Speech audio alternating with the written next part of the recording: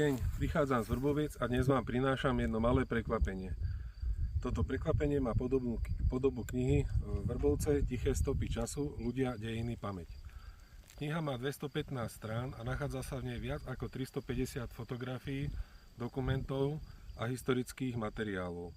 Väčšina fotografií pochádza z môjho súkromného archívu, ako aj z archívov mojich rodín. Táto kniha nie je odborným historickým dielom a jej cieľom nie je podať vyčerpávajúci výklad dejín. Mojou snahou bolo priblížiť históriu Vrboviec bežnému človeku, jednoducho, zrozumiteľne, cez príbehy, fotografie, ako aj spomienky. V knihe nájdete témy, ktorým som sa venoval počas niekoľkých rokov vo svojich článkoch publikovaných v rôznych periodikách, ale aj témy, ktoré som venoval osobný výskum. Plynule touto knihou chcem nadviazať na doterajšie knižné diela, ktoré boli vydané o obci Vrbovce, a to hlavne diela pána Jana Gavorníka alebo Pavla Jozefáka.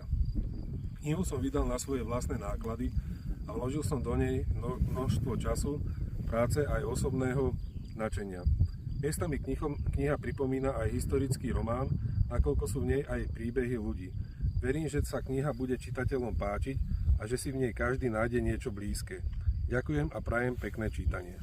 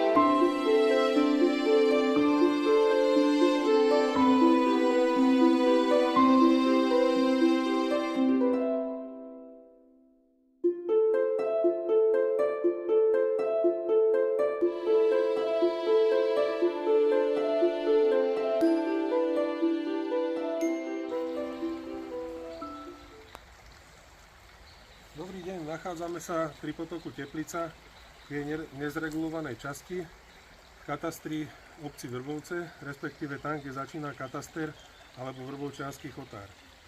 Symbolicky si dovolím pokrstiť túto knižku tak skromne tuto z koryta našej Vrbovčianky a zaželať tejto knižke veľa čitateľov a pozitívne odozvy.